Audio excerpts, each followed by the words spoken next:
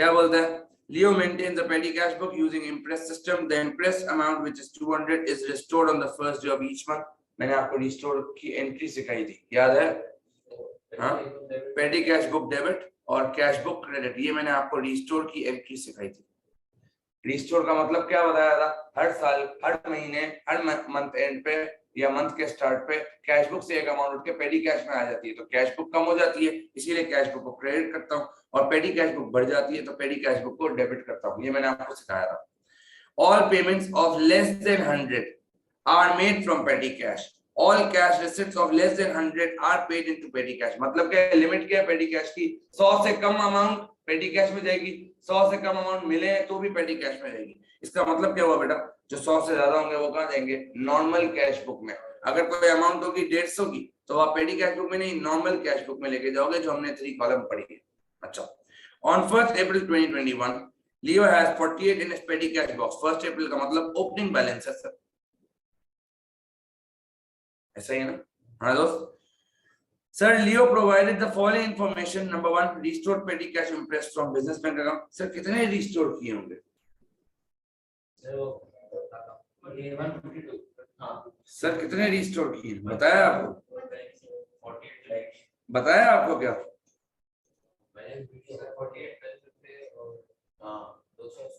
Sir ये देखे ना, मैंने आपको सिखाया था ना, इम्प्रेस सिस्टम 200 है, हर महीने 200 मिलते हैं, लेकिन सर अगर 48 पहले से ही पढ़ा है तो थोड़ी 200 मिलेंगे, तो 248 हो जाएंगे। आपको हमेशा पेटी कैश बुक में देता कितने पैसे है वो, 200।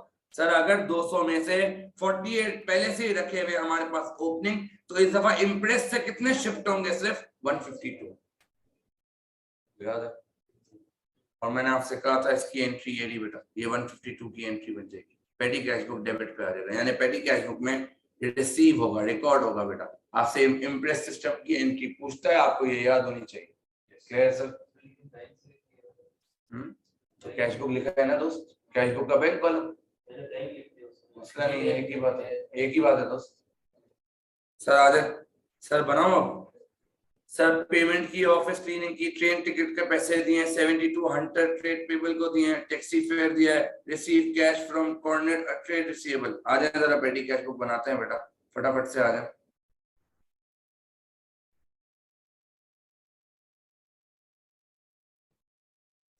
आ जाए दोस्त,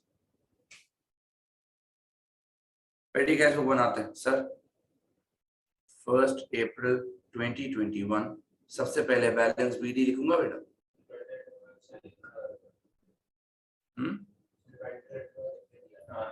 तो भाई ये बस 1 अप्रैल बैलेंस बीडी।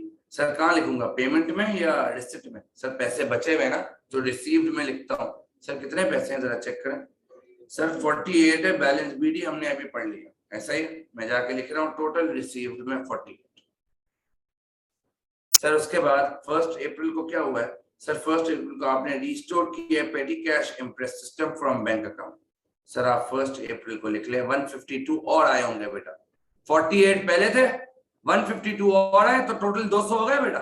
200 की लिमिट हर दफा होती है ना। सर यहाँ क्या लिखूं?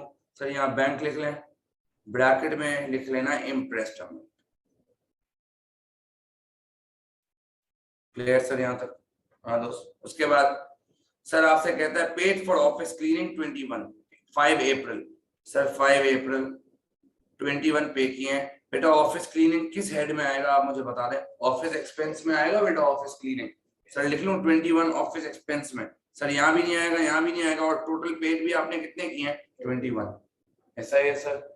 सर अगला कितना है? अगला क्या है? Sir paid for train ticket $13। Sir किसमें लिखूं ट्रेन टिकट का? सर ट्रैवल में आएगा ना, ट्रेन से ट्रैवल कर रहे हो तो ट्रैवल में लिखूंगा। अबे ये क्या किया मैंने? यहाँ आएगा 21 नाम क्या था? Office cleaning.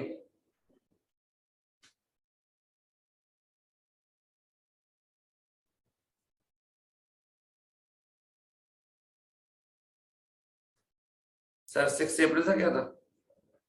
7 अप्रैल ट्रेन टिकट बेटा। सर यहाँ लिख दें ट्रेन टिकट। सर किसमें, किस कॉलम में डालना चाहिए?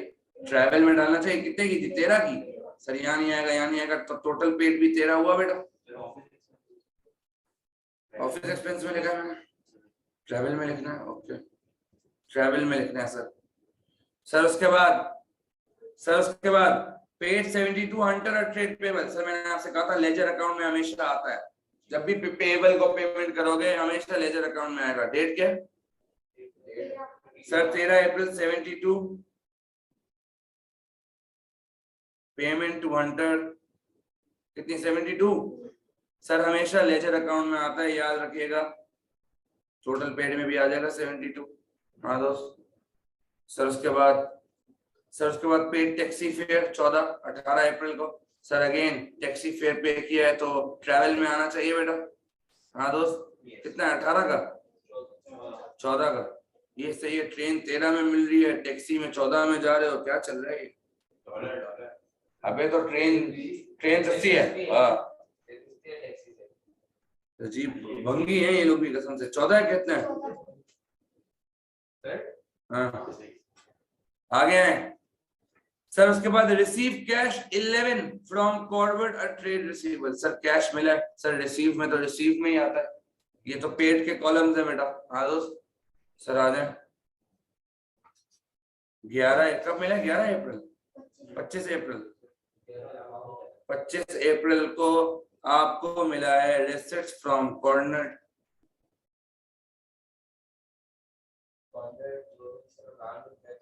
नाम लिख दे भाई, नाम लिख दे भाई। 11 क्लियर है सर? सर टोटल कर लें, हैवी अमाउंट कितनी है सर? 200। टोटल अमाउंट 211 है सर। इसको टोटल करें, शॉर्टेज कितने की आ रही है सर? बैलेंस सीडी लिख दूंगा। किस डेट पे? 30 अप्रैल। जरा दूसरे पेन से लिखते हैं बेटा। 30 अप्रैल बैलेंस सीडी कितना आ रहा है दोस्त? 91। सर यहाँ डाल दूं 1 मई बैलेंस बीडी 91। अगली दफा इम्प्रेस से कितना लूंगा? मई के मंथ में 200 लेने होते हैं, 91 पहले से ही पड़े, 101 लूंगा अगली दफा इम्प्रेस से। नहीं सर, जब तक बोले ना मत बनाइएगा। क्लियर? चलो आपको आपके आइडिया के लिए दे रहा हूँ। पहले 48 थे तो 200 होने चाहिए हमेशा। 48 थे तो 152 सिर्फ कैश बुक से ट्रांसफर किए। अब 91 है तो मई में कितने ट्रांसफर करूंगा? 200 पूरा करने के लिए बोलूंगा 101 कैश बुक से लाओ, तब जाके 200 पूरे होंगे। क्या ये क्लियर है? हाँ ऑनलाइन वालों क्या आपको क्लियर है दोस्त? सर आगे बोलता है name the ledger to which each of the following would be posted। हाँ भाई, total of column for travel expense क्या आ जाएगा सर? जनरल लेजर में जाता है सर। नॉमिनल और जनरल एक ही बात है, दोनों को एक ही कहते हैं। आप नॉमिनल लेजर भी लिख सकते हैं, ठीक है sir. Payment to Hunter purchase ledger sir, purchase ledger बताया था ना। परचेज लेजर का मतलब क्रेडिटर का अकाउंट, और परचेज लेजर कंट्रोल अकाउंट का मतलब सारे क्रेडिटर्स का अकाउंट मिला के, sum of all creditor account. Clear है भाई? हाँ जी नहीं, डेबुक अलग होता है, लेजर अलग होता है। भूल गया क्या? Special journal. क्लियर है भाई? Name the accounting principle which is being applied when figures from petty cash book are posted to appropriate ledgers। ये बताओ।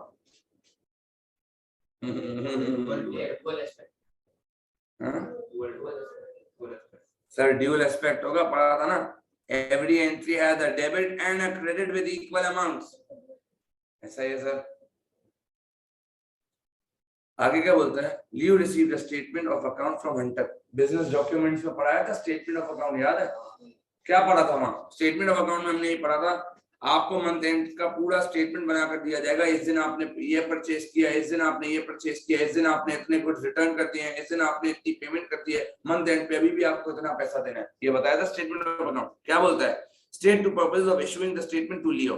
सर लियो को रिसीव हो रहा है स्टेटमेंट हंटर से, तो हंटर ने क्यों स्टेटमेंट इशू किया होगा? हाँ लियो को। सर सबसे पहले तो to tell Leo the amount he owes at the month end after all the transactions। ऐसा ही। हाँ दोस्त, पहला तो कितना अभी भी पे करना है उसको। दूसरा, to tell Leo about the to tell you about summary of monthly transactions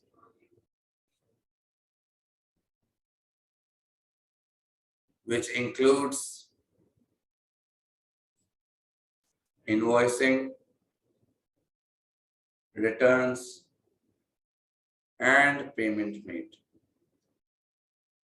sir कब कब आपके ऊपर इनवॉइसिंग हुई है, कब कब आपने रिटर्न किए गुड्स और आपने कब कब पेमेंट की है, ये सारी समरी उसमें लिखी हुई होगी। क्या ये क्लियर है? हाँ दोस्त, ऑनलाइन वालों क्या ये क्लियर है? आप लोगों को जल्दी बता दे दोस्त। हाँ भाई, क्या ये क्लियर है? जल्दी बताएं sir. Sir, Leo is considering making all payments over 50 to trade payables by credit transfer। Bank reconciliation में पढ़ा था क्रेडिट ट्रांसफर के, बैंक आपके बेहाफ पे पेमेंट करता है। हाँ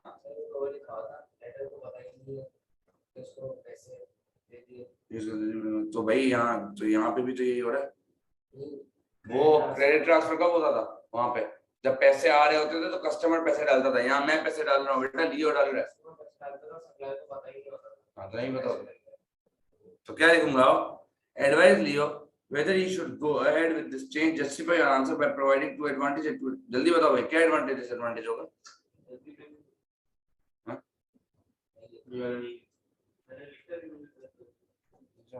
हाँ भाई, ऑनलाइन वालों क्या लिखूं इस पे, जरा बताओगे? सबसे पहले credit transfer. Leo is considering making all payments over 50 to trade payables by credit transfer। जितना भी 50 से ऊपर अमाउंट होगा ट्रेड पेबल्स का, वो ये क्रेडिट ट्रांसफर से पे करेगा। सही है सर? एडवांटेज क्या होगा क्रेडिट ट्रांसफर से? Advice Leo whether he should go ahead. आ जाए सर, आइए जरा, पहले तो इनसे बात करें। Sir, will save time for Leo. हाँ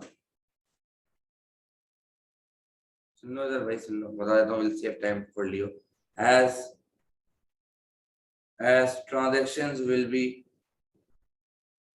as transactions will automatically be deducted from his bank account। हाँ दोस्त, भाई बैंक तो ऑटो डिडक्ट कर लेगा ना, जैसे ही पेमेंट की होगी। will automatically be deducted from bank। Sir दूसरा क्या होगा sir?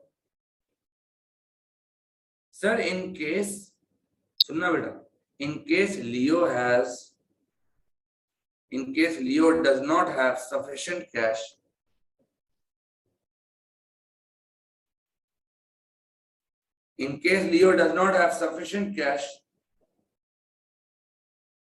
bank can make payment by allowing Leo overdraft। Sir अगर बैंक से पहले अग्रीमेंट हो गया कि क्रेडिट ट्रांसफर से पेमेंट करनी है हर महीने सप्लायर को, जितने भी 50 से ऊपर हमारे पेबल्स होंगे उनको पेमेंट करनी है हमने। सर अगर मेरे अकाउंट में पैसे नहीं हुए, बैंक को तो फिर भी पैसे पे करने पड़ेंगे। बैंक क्या करेगा? मेरे अकाउंट से नेगेटिव ट्रांजैक्शंस करेगा। नेगेटिव मतलब जैसे उसने पेमेंट की तो वो मेरे अकाउंट में -50 दिखा देगा, तो अब मुझे बैंक को -50 के साथ साथ इंटरेस्ट भी देना पड़ेगा। क्या ये क्लियर है? हाँ सर। डिसएडवांटेज क्या होगा सर? बिल्कुल सर, ऐसा बिल्कुल हो सकता है सर, क्योंकि आप बैंक अकाउंट से पे कर रहे हो तो ये 50-50 जो है पेमेंट करोगे तो आपकी जो है वो बड़ी अमाउंट डिस्टर्ब हो सकती है। Sir if bank account consists of a huge balance, then withdrawing small amount may disturb the balance। ऐसा ही हाँ दोस्त,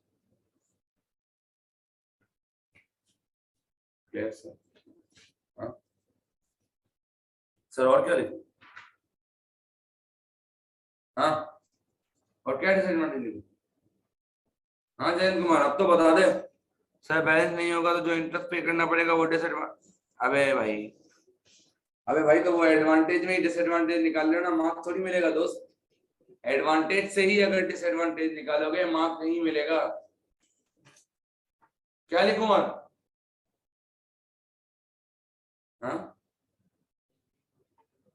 यही तो लिखा था। अच्छा, जब मैं पूछ रहा था तो बोल रहा था मैंने तो गलत लिखा। अच्छा, हाँ सॉरी, क्या लिखूं? डबल एंट्री में मुश्किल होगी कि बहुत सारी एंट्री कॉम्प्लेक्स हो जाएगा सर। 50-50 की इतनी सारी एंट्रीज होंगी तो आपकी बैंक स्टेटमेंट में आपको 50 ही दिख रहा होगा और कोई ट्रांजैक्शन तो दिखेगी नहीं।